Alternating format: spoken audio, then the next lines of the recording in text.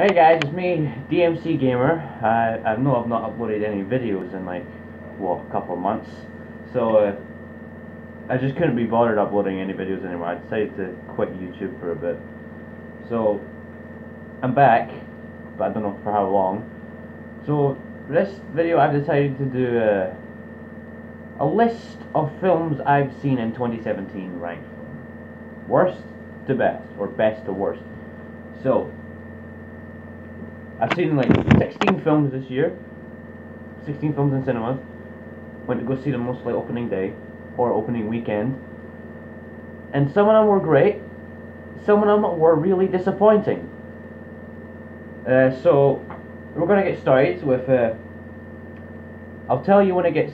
So we're starting out with the worst ones so far.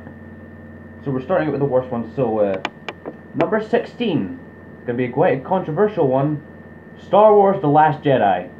I fucking hate this film. It's a really fucking shit continuation from Force Awakens. Things that are set up in Force Awakens are completely thrown out the window. Characters are wasted to hell. Two characters in the film are wasted. One of them, again, is wasted again. 2/3 of the movie are completely boring and could be completely avoided. In fact, I'm just going to get into spoilers here. Spoilers here.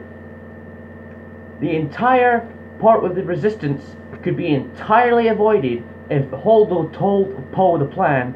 That way, he wouldn't have gotten Finn and Rose to go to Canto Blight, the casino planet, to get Benicio del Toro character, who then goes into Snoke's ship, tries to destroy the fucking hyperspace tracking thing, and then them getting, which eventually leads into them getting caught by the First Order, where Benicio del Toro then ends up telling the First Order that the Resistance are going to be escaping from the main Resistance ship from escape pods that are cloaked onto planet Crate, which then ends up with them firing on those things. That could be completely avoided if Grand Admiral Holdo just told Poe the plan. I'm going to go into spoilers for this one as well. Snoke dies. Snoke dies without us telling who he is, where he came from, and how he's so powerful.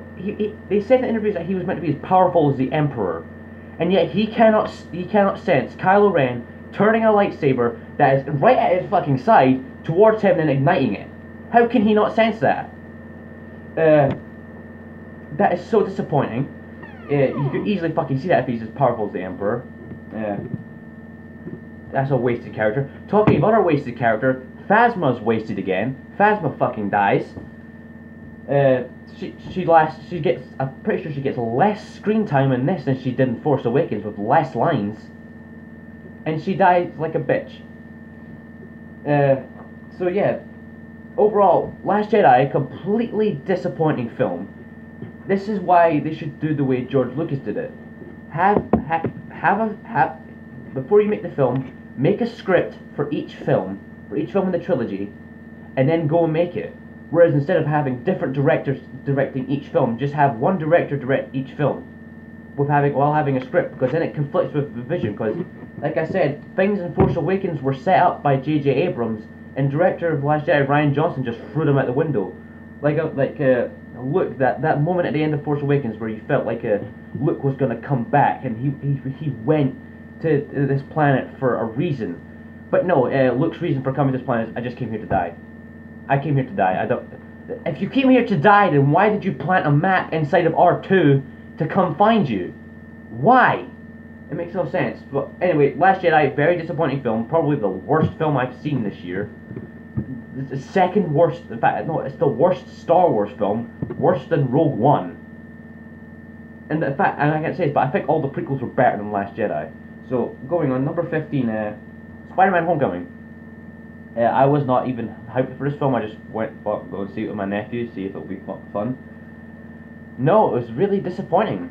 I will say it does have a great male lead. Tom Holland absolutely nails it as Spider-Man.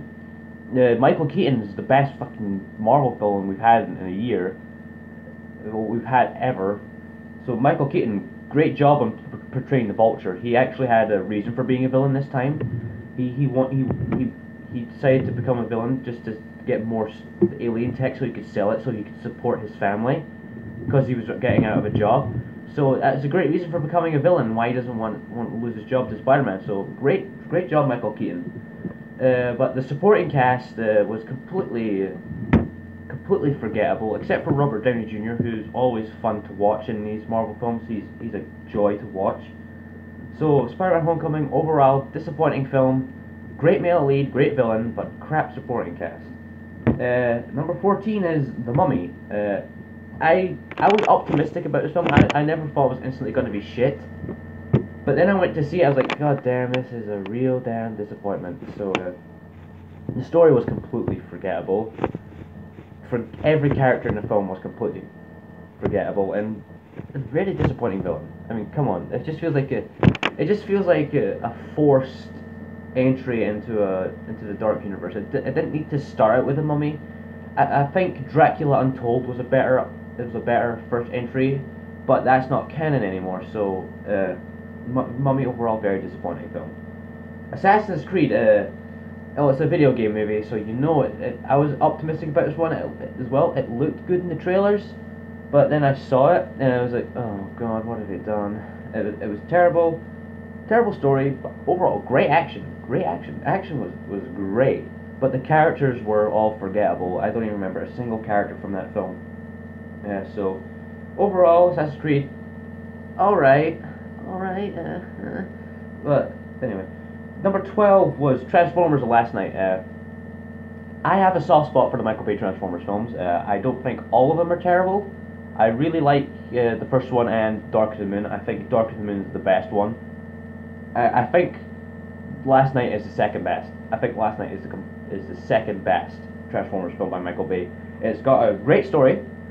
I really like them bringing King Arthur into the mix. And it's got great action. And the characters were alright. Some of them could have been gotten away with, like Hot Rod. They didn't need to bring Hot Rod into it for some reason. But overall, great movie. I really liked it. Next, number 11 is Pirates of the Caribbean 5, Dead Men Tell No Tales. Or as it's called here in Europe, Salazar's Revenge, their generic title. But it had a mess story, really mess story. Didn't really care for it. Characters were forgettable. The new characters were completely forgettable. The new ones, not the old ones, they're completely fine. Johnny Depp felt like he was just forcing this performance though. In this one, it didn't feel like it was Jack Sparrow. It felt like it was it felt more like a Jack Sparrow impersonator. There was some great comedy. I remember me and my sister went to go see it.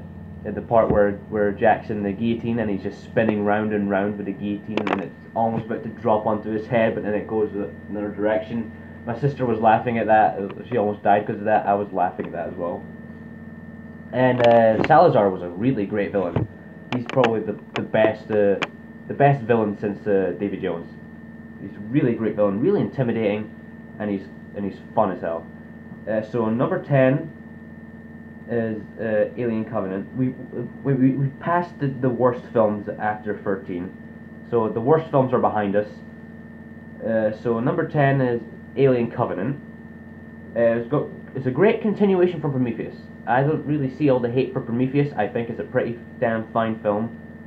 If you don't think of it as part of as an Alien film, it is fine. It's just a normal random space adventure. It's pretty fine. Really good themes. Really like them. But Alien Covenant was a great continuation from it. But it's got a great story.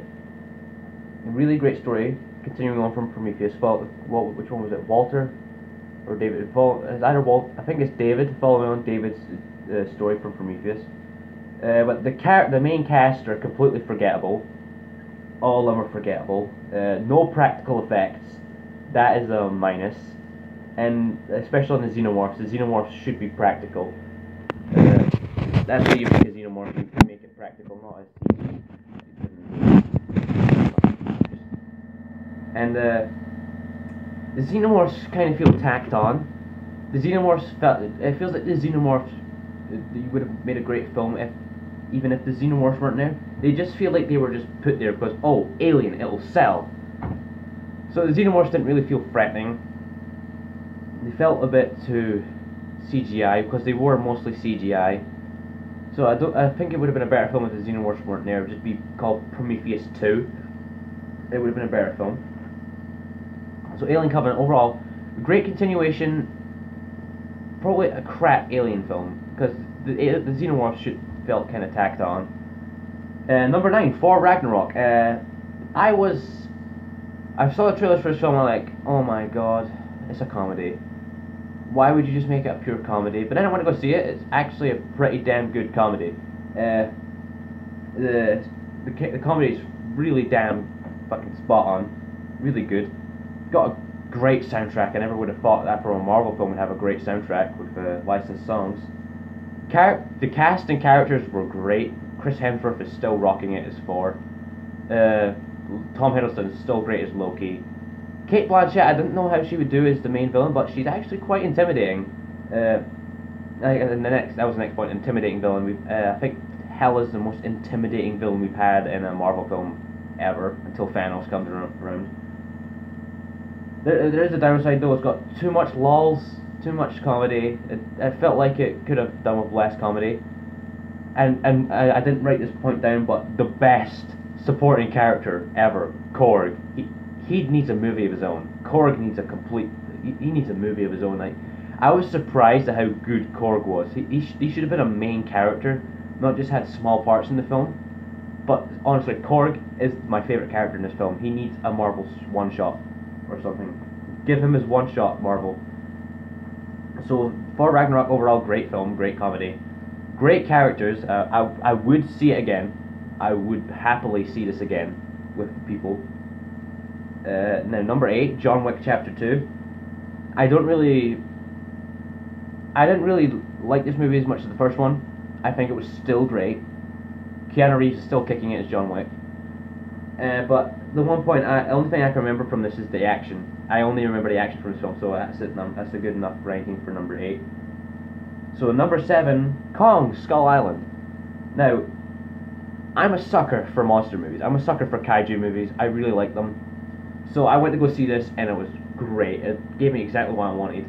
It didn't give as much. It gave Kong more time than they did Godzilla and Godzilla 2014, which I appreciate, because they learn from their mistake. Like, give the monster some more screen time. And Kong was a pretty damn good monster. He was really unstoppable in this movie against the humans. And it's a great second installment in Warner Bros. Monsterverse, which the first installment was with Godzilla. Love that film. Love this. It's a great origin story for Kong. It tells you his origins, how he came to be, and he's not the first of his kind. He's actually, I think, the third of his kind. Got a great cast. Tom Hiddleston's great as the main character. Brie Larson could have used some work. Samuel L. Jackson is a great dickhead in this movie.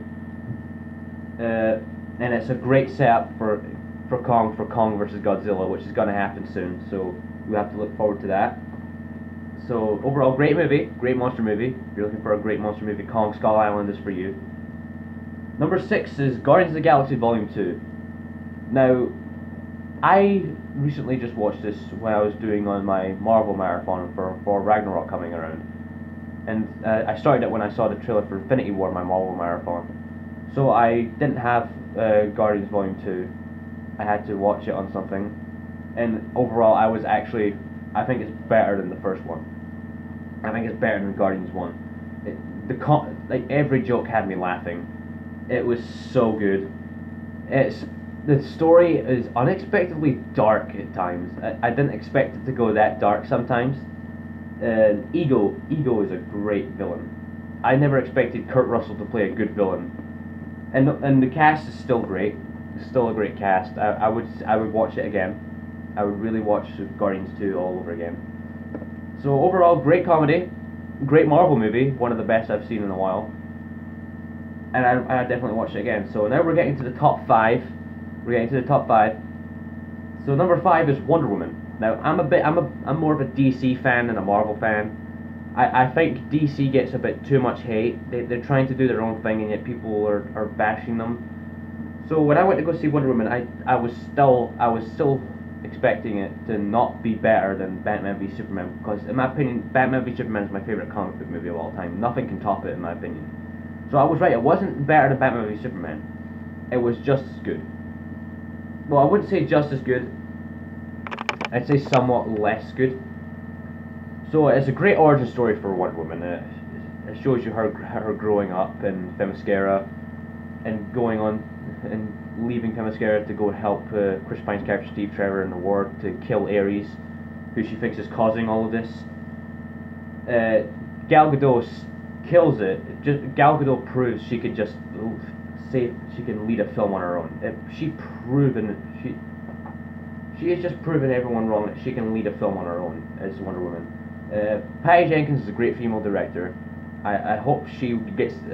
She's already got plans to make the second Wonder Woman film, so great to her. She's a great director.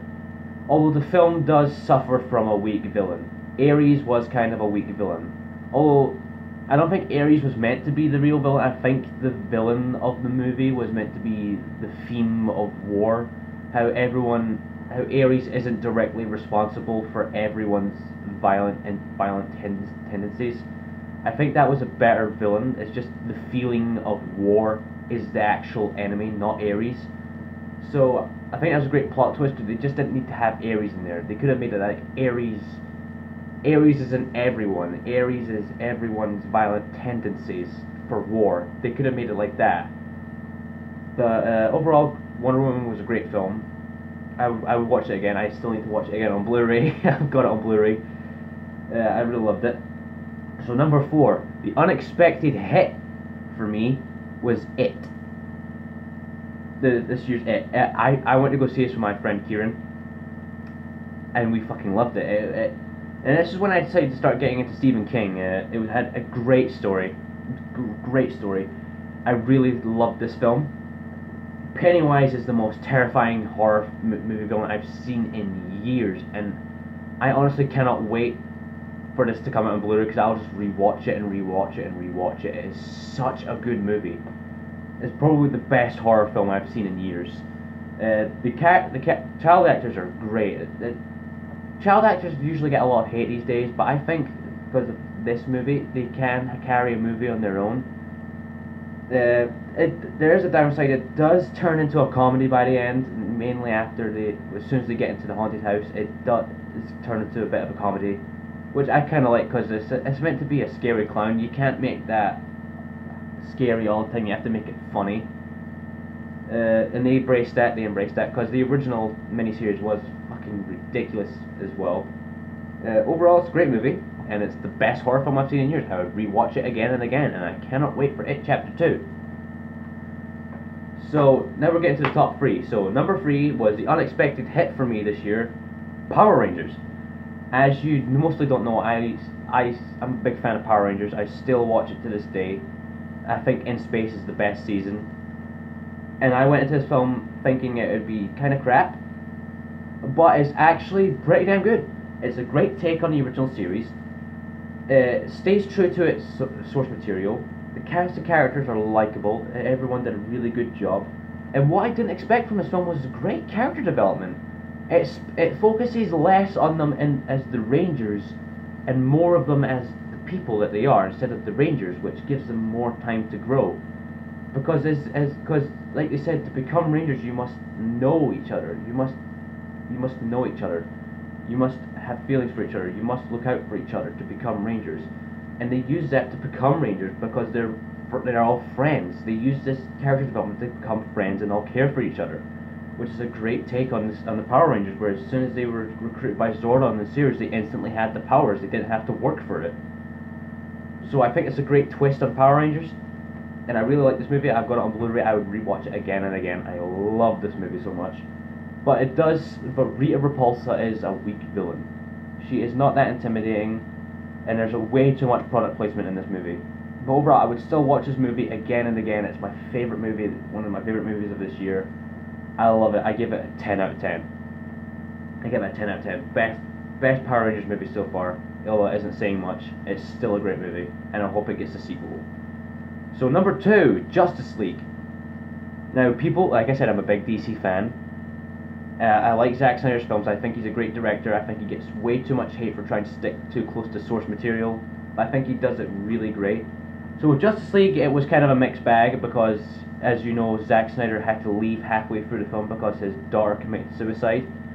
So rest in peace, your daughter, Zack Snyder. So they then gave the keys to Joss Whedon to finish the film, and this is where the mixed bag comes in, because Justice League is a mishmash of two directors' visions for the film. One half is Zack Snyder's vision, and most of the film is Joss Whedon's reshoot version of the film. So I kind of want to see Zack Snyder's complete version of Justice League, because I think it would have been a better film than Joss Whedon's one, where it turned it too much into a comedy at times. But overall, let's get to the main points. Had a great story, followed the formation of the Justice League pretty damn well. It's got great acting. Ben Affleck still kills it as Batman. I still think he's the best Batman ever. Again, Gal Gadot kills it as Wonder Woman. The three new main leads, Jason Momoa steals the show. Jason Momoa steals the show as Aquaman. Ezra Miller again also steals the show as the Flash. I think he's the best live action version of the Flash yet. And Ray Fisher, I think he's the best Cyborg. He goes through a character arc in the film where he acts more machine at the start, but then he becomes more human by the end, and I really like that. And again, Henry Cavill as well. Spoiler alert, Superman's alive, he comes back, and I think Henry Cavill's the best Superman yet. He gives people hope when he needs to. He's like the physical embodiment of Superman, although you could get rid of that mustache in the film, because the CGI mustache is terrible. But yeah, it's great acting, great story, but like I said before, it suffers from Warner Bros. Cutting a lot of scenes. There's like an hour of scenes on the cutting room floor for Justice League, because Warner Bros. Decided to cut it up in half, to cut an hour off just to fit in more time slots in the theater. And again, like I said, it's got two directors' visions for the film clashing in the film, so barely anything of Zack Snyder's visions from the film is left in the film. It's mostly Joss Whedon's version. So overall, Justice League could have been better. I really hope Zack Snyder Cut gets released, and I really cannot wait for the next DC film. So number one is the best film I've seen this year. It's got a great story, great acting, and a great director, and a great send-off to one of the best comic book heroes, or the best comic book heroes we've seen ever, was Logan. I think it is the best Marvel film ever. I think it beats any of the MCU films. I think it beats any of the other X-Men films. In fact, I think this is the second best comic book film ever made, Logan. Like I said, great story. It's a great send-off to Hugh Jackman's Wolverine after like how many years he's been playing it? 17 years? It's great. 17 years he's been playing Wolverine, and it's a great send-off to him. He deserves. I hope this film gets some Oscars at the awards, because this film deserves it. It shows that superhero movies can be good. They can be in the mainstream media, and that they can be anything other than a superhero film. Because this isn't just a superhero film, it's more like a Western film. It plays like a Western film, not like the traditional superhero film. It's a Western with superheroes in it. So it's a great send-off to Hugh Jackman's Wolverine, and this film made me cry. It's very hard for films to make me cry. So the ending to this film is one of the best endings to a film I've ever seen.